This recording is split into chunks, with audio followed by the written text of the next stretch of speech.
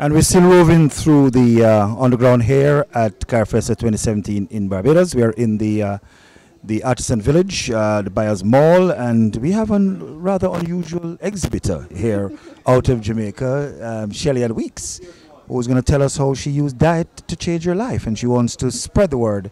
What's your mission here at Carifesta, though, Shelley?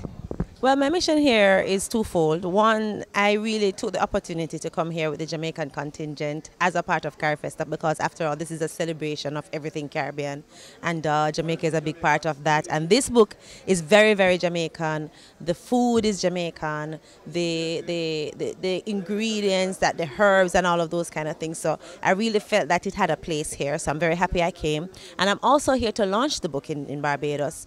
We actually have a launch coming up, sponsored by the Barbados Family Planning Association. So thank you very much, guys. I actually met the executive director of the Barbados Family Planning Association at a conference in St. Lucia about 4 weeks ago, and I introduced him to my book, and they were very impressed because fibroids and female reproductive health issues is a big deal in the Caribbean. Something like 3 in 4 women across the Caribbean are affected by female reproductive issues, from fibroid to endometrium. 3 of 4, yes, it's a very high number. And hysterectomies are being performed for women as young as in their 20s. So, you know, I really just wanted to present my story as an option, another option to surgery, because I actually was supposed to do a hysterectomy as well.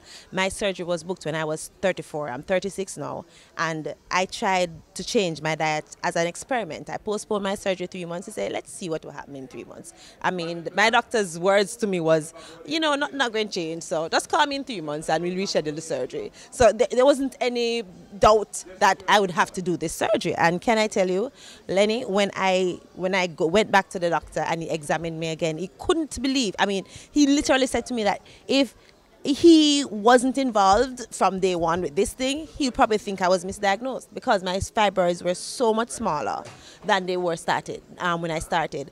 And I mean, I still have them now, but they are there's no symptoms anymore. I'm not feeling any pain anymore. All the discomfort that came with them has now gone. And better yet, I mean, hey, have you seen me?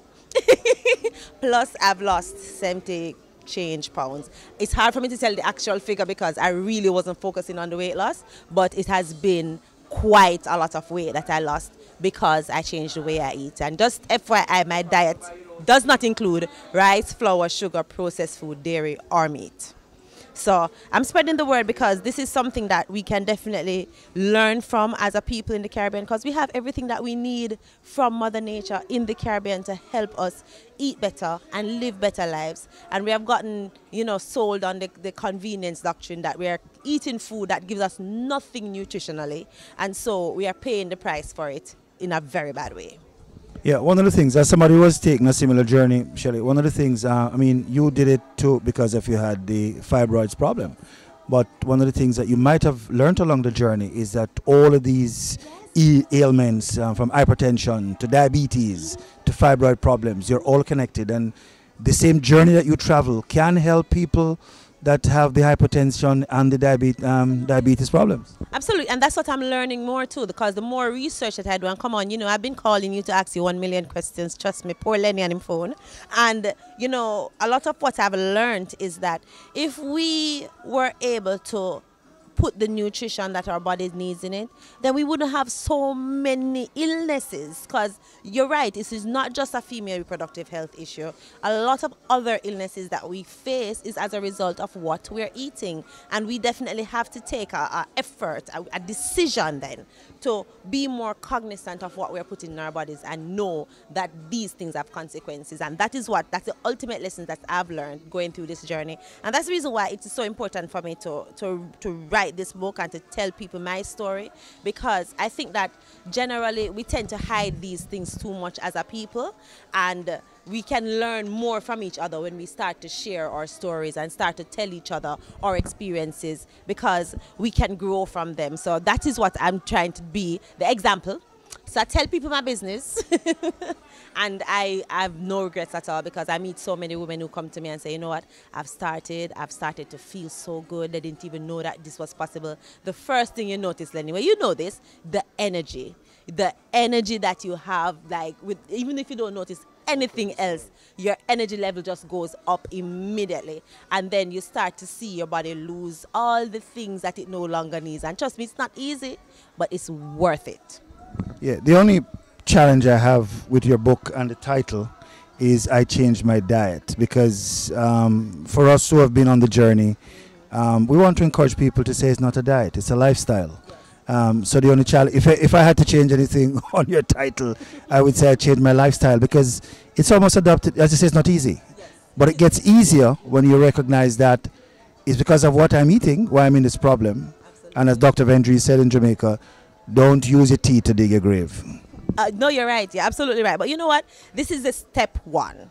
So this is just the first communication that I'm going to be doing. I'm actually working on a second book right now that has recipes, that has all recipes with all Caribbean ingredients. I think one of the problems is that when we think of eating healthy, it sounds like such a difficult task that we have to now go find some things that we don't know anything about, and we're now going to have to spend all of this money, and it's going to be so hard to get the real healthy things. Well, it's really not so hard. We already have these things in our backyards, in our markets, in our supermarkets. We have them at our disposal.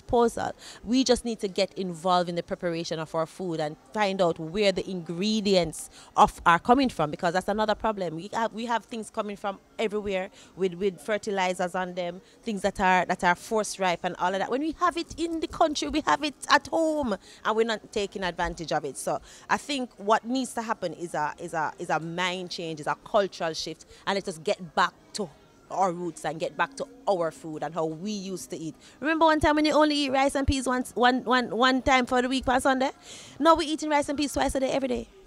And so because we're doing that, we stop eating yam and dasheen and cocoa and papcho and kalaloo, and all of those things are still very much available. And we can definitely benefit when we ingest these things, because we get the nutrition that we need. And that's the thought process. That is where I want us to start thinking about using our food to feed our bodies, and we'll definitely benefit from that. Thank you very much, and continue to be the Messiah that you are on this journey. Oh, trust me, he's going to hear a lot more from me in the near future. And get my book, See Here, I Changed My Diet and Changed My Life. It's available on Amazon and in all the bookstores in Jamaica. And it's going to be available in Barbados as well, because I'm definitely going to make sure that the bookstores here have them. Thank you so much. Thank you.